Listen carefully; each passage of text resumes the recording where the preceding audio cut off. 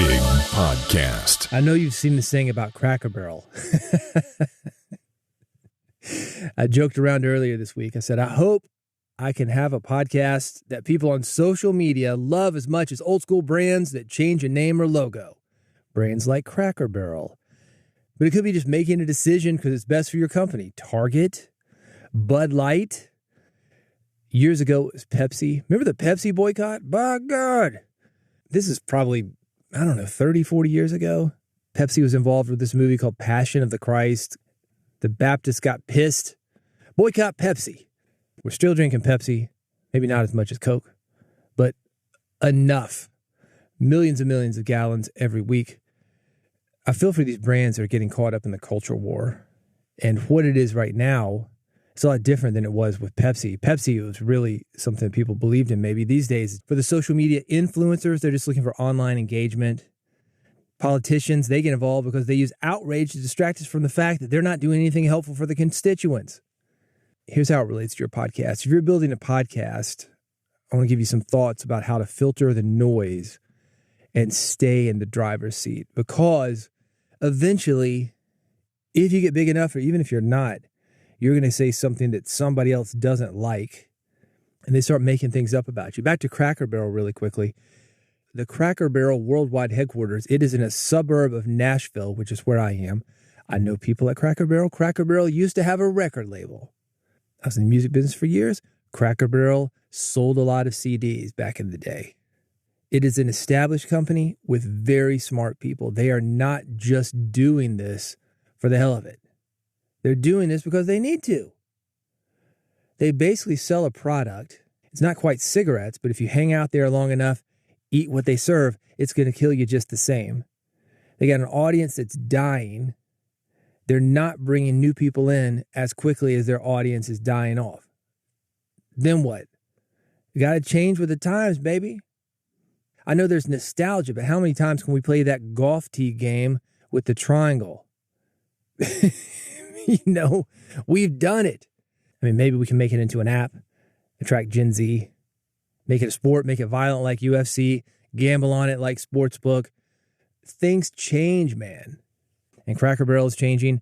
It's doubtful they're changing because they want to. They're likely changing because they have to.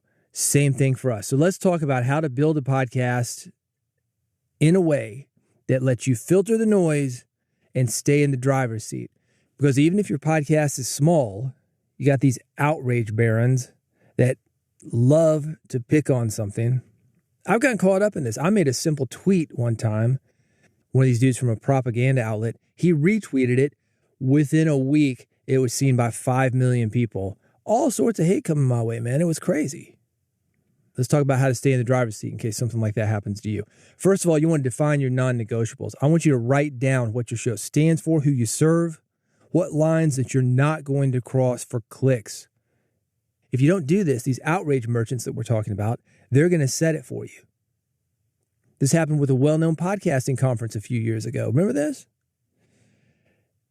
They said they were open-minded. They said that anybody had a place there. So when they brought all these people that they said had a place there, some of them working and volunteering for this event, some of them just there as attendees, and then brought in some other people, some people who were paying money that believed just the opposite of that, one of these propaganda outlets that I'm talking about, and publicly sided with that propaganda outlet. You just isolated the group that is buying tickets, has been supporting you since day one for a $30,000 booth. You sided with somebody for short-term gains. Now look what's happened. Lost their audience, man. This happens all the time with events, with clubs, with podcasts. You cater to a certain demographic. You bring that demographic in. Word gets out that you're doing something correctly and fun and worthwhile. Then you've got another demographic that comes in, wants to change what you're doing. You lose the original people that put you on the map. So define your non-negotiables. Write down what your show stands for, who it serves, what lines you won't cross for clicks, attention, money. Because if you're not setting this, somebody else is going to set it for you. Then you get caught in the argument on their terms. You want to separate signal from spike. These viral outrages, they're going to give you a spike. But community, that's what gives you a spine. You can play up the outrage.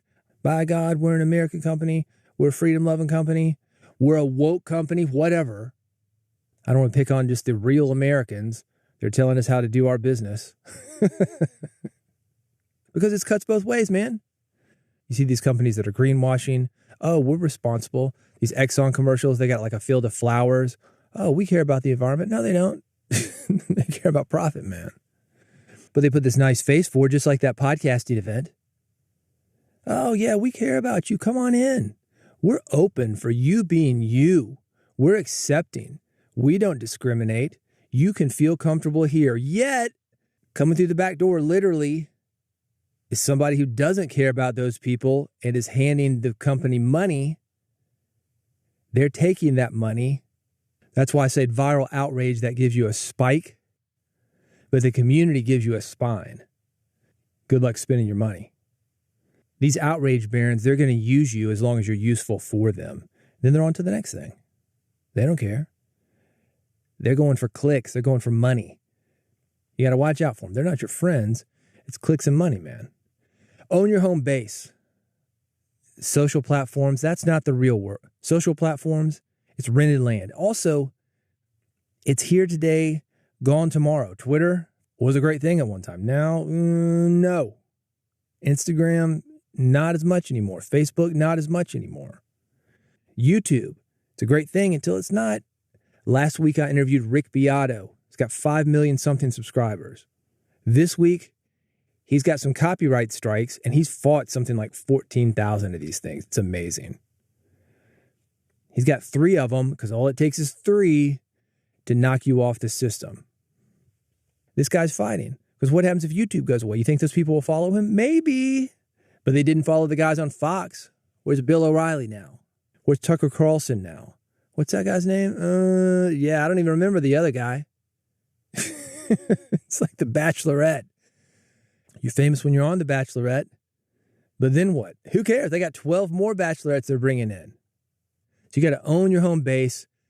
Combine that with having the spine. That's how you build community, man. That makes sure that you're not hostage to the algorithm of the week, the big antenna, the money. If you're going to use controversy, make sure you're not used by it. If a topic touches your lane, good. Cover it with context, bring receipts, shine a light on it. But don't bring the heat. It's outside of your mission, let it pass. There's going to be another one next week. Eventually, no matter what your genre, something's going to come by that you can jump on. Great, ride it. It's like a wave you surf on. Comes by, catch it, good. It goes away, good. But if you keep trying to ride those waves that you're not meant for, and a lot of people do, they go from thing to thing to thing. And I've seen this all the time in the music business. There was a band, a glam metal band. Well, I'll go ahead and let's call the name out. Lit. Remember Lit? My Own Worst Enemy. Great song, man. Man, those guys can write songs. They were a hair metal band. Then they were a pop punk band, like My Own Worst Enemy. Then Lit Gone Country. Country record. Now I think they're back to the standard we all know them for. I don't know, man. I mean, it's once you go on country, you kind of lose that core audience. It's like this event I'm talking about. You can't ditch your audience, your hardcore audience that's been with you for years and years and years and years to try to go for that big hit and then go back to that audience. No, man, we're just playing around. We didn't really mean it. We really love you guys. You've already slapped those guys in the face, man. Dance with the one that brung you. That's what the old Southern guys would say. You might have heard it called shiny object syndrome. There's a saying in music related to this, by the way. When your career goes south, so does your music. Not really. Maybe you don't have a big hit because trends come and trends go. But if you stick with something long enough, eventually it goes from those guys are still around to, oh man, those guys are still around. That's why you see this stadium tour every year with Motley Crue or Poison. You become a legend. Cheap Trick, Iron Maiden, Def Leppard. Look at these guys who are selling out big venues. They're legendary, man. Was there a time when nobody cared? Yes. They weren't going for trends, though. No country records.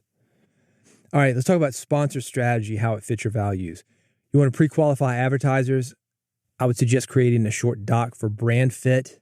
Share that doc. You're going to lose a few deals, but you're going to gain long-term partners. I've got a lot of people reach out to me for sponsorship. Sometimes it'll be something like pills for entrepreneurs, for example. Pills that are supposed to make you smarter, be able to stay up longer. I don't think it's quite meth, but it's some kind of stimulant. It's supposed to stimulate your brain, make you more creative. This is super common, by the way. If you look at some of the really big podcasts, a lot of them are into what I would call pills, potions, and lotions because there's a huge markup on it. You get set up on something that's recurring. They send you food or powder or stimulants or supplements every month. There is a ton of money in it. Tim Ferriss, he's one of these guys.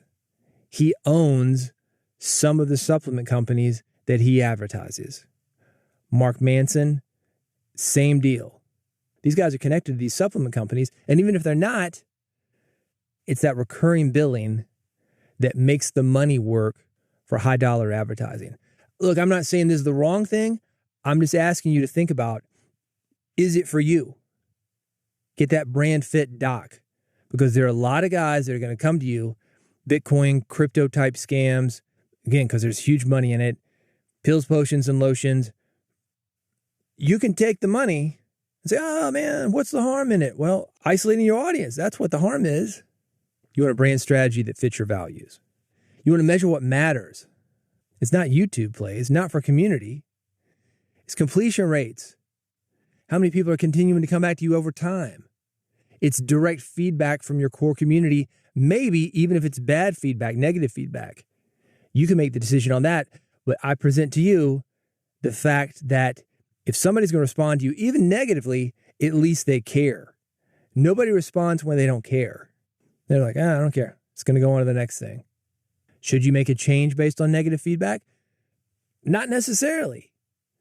That's why I'm going through this list. Some people will. One person will say something like, I don't like this guest. I don't like this topic. And you'll see podcasters that will never do that again. Well, I got some feedback. They didn't like this guest, didn't like this topic. Okay, when you say they, that's a lot of people, right? No, man, it's just this guy. This guy wrote me, said didn't like this guest, didn't like this topic. What, one guy? That's ridiculous, man. Focus on what matters. Vanity metrics, like YouTube views, Instagram likes, Facebook likes. That's how you get baited into doing somebody else's content. That's how you get baited into controversy. Man, I need a hit. Maybe we should talk about Cracker Barrel. And yeah, I get the irony of this. But I'm not saying anything about Cracker Barrel. What I'm talking about is you and your podcast. Should you care if you do something like Cracker Barrel and rebrand if somebody's got an opinion on it? Maybe, but is it who you're going for? That's the point. Who cares what some dumbass on Twitter thinks about your rebrand? Doesn't matter if that's not somebody who is listening to you anyway. All these guys, well, I'm never eating a Cracker Barrel again. When's the last time you went to Cracker Barrel? When's the last time you went to Target? When's the last time you had a Bud Light? By the way, I record every day in a studio that is about 1 block from Kid Rock's Honky Tonk. It's in downtown Nashville on Broadway. Kid Rock took a big ass thing, a Bud Light, boom, boom, boom, boom, shot a machine gun at it. Man, Bud Light. Go woke, go broke. You know what beer is being served at Kid Rock's Honky Tonk? Bud Light. Did Kid Rock stop serving Bud Light at Kid Rock's Honky Tonk? No. This is what I'm talking about, that performative social outrage. Nobody bothers to check any of this. A lot of times, there's a hidden agenda. Oh, I just want clicks, just want to rile people up, just want to make people love me. Does it work for Kid Rock? Yeah, probably. Hadn't had a hit song in 20-something years. Need to do something to get attention. It's what I call star bangers. Look it up. Not at work. Let me give you the safe for work version. Star bangers is when you start out mellow, something that's safe for TV, safe for everybody. And it works until it doesn't work. So then you get more extreme. You start being more controversial. Maybe you take some clothes off. Get a little bit more edgy. And then that works. Ooh, he's being edgy. until it doesn't work. Like anything, it wears off. People get used to it. You turn up that edge knob a little bit more. Ooh, he's really edgy now. And you keep turning it up and turning it up and turning it up. Then you get star bangers. That's the end result. But it's really a process of you bringing out more and more edge to your podcast, more and more of this chasing clicks and chasing likes, living and dying by the algorithm. Don't do that, man. No. Build that community. It's a slow and steady process. They will stick with you. If you're wondering why some of these people get into the podcasting Hall of Fame and you've never heard of them, it's not just because they're old, and the podcast Hall of Fame is also old people and they're all getting their buddies in. It's not just that. It's because some of these old podcasters, because they've been around for so long, they've had this slow and steady thing of giving an audience what it wants, building on that audience, building the connection that I'm talking about. They're in some ways below the radar, not going for that algorithm, not going for those big home runs, but just little base hits. And because they've done it consistently, doing better than a couple of big home runs over their career. Do you have a storm protocol? What happens when the hot take industrial complex knocks? Decide in advance. You're going to ignore it.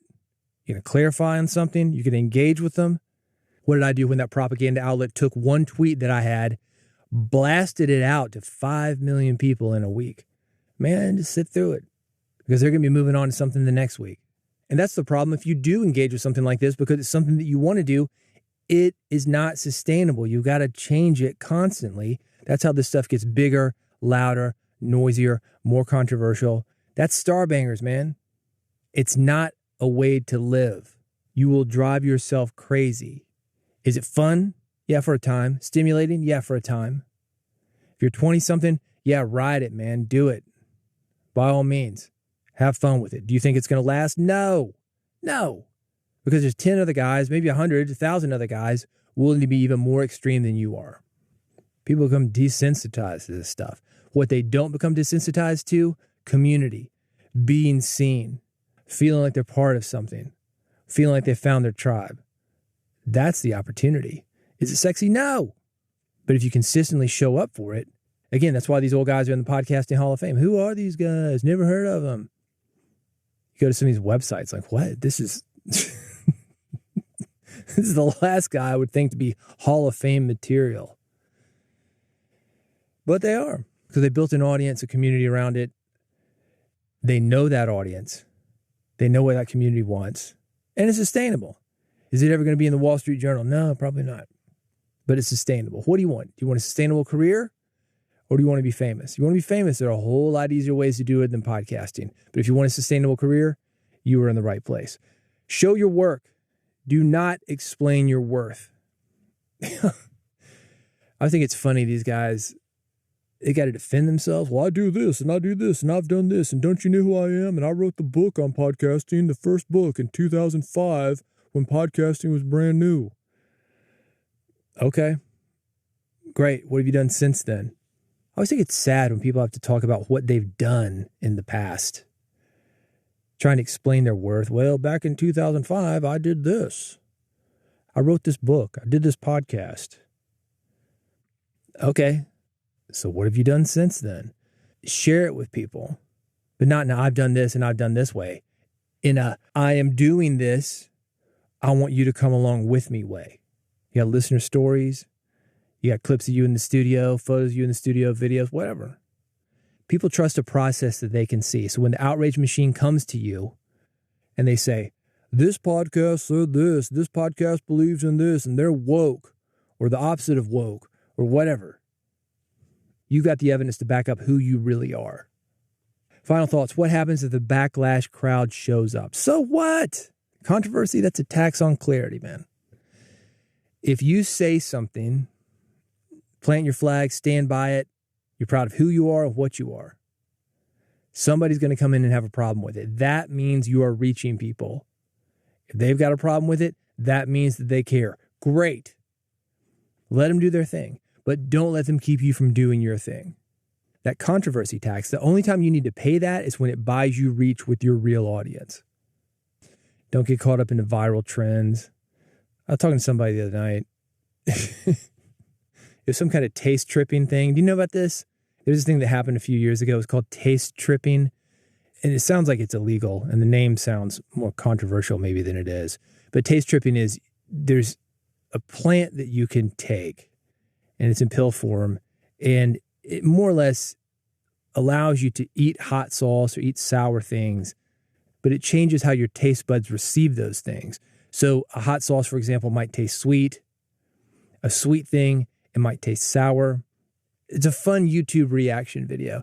And she's telling me about, taste tripping, and then I did this, and the milk crate challenge, and then it's all right, fine. That's fun, but that's not an audience. That's an audience who's interested in a challenge, maybe trying it themselves, buffoonery. That's not an audience that's going to stick with you. Here's a very final thought, and this takes it back to Cracker Barrel. This whole go woke, go broke thing, you are hearing that from people with an agenda, from people who want you to vote a certain way or believe a certain way that lets them get away with whatever they want because they benefit from that thing. Don't let them manipulate you thinking you have to act a certain way just because they're doing something. You do not. This is podcasting. Again, we're talking about you owning your distribution. RSS, email, phone, text, whatever. You don't need to play their game. Make a podcast that you're proud to stand behind. The algorithm, it's going to waver. But when you plant that flag, you give somebody something to salute, your audience, they will not waver. They're waiting for you to do it because they're not doing it themselves, because they're not going up against this bullshit as you are. Got thoughts on it? Reach out to me, bigpodcast.com. If you want to work with me personally, you want to grow an audience, get more people to your shows, make money with your podcasts, I can help you. Big Podcast AMP, AMP, it stands for Audio Monetization Program. You can find it, bigpodcast.com/AMP. That's bigpodcast.com/AMP. You want more thoughts on growing your podcast, getting more people to your podcast, making money through podcast, all these things that I'm talking about? Subscribe to this one. Bigpodcast.com is how to do that. You will see the subscription button. I've got a button for iPhone, a button for Android, an RSS feed. Easy for me to get the latest episode of this podcast, Build a Big Podcast, to you as soon as it's released. One click is all it takes. Go to bigpodcast.com to subscribe, and I'll see you on the next episode of Build a Big Podcast.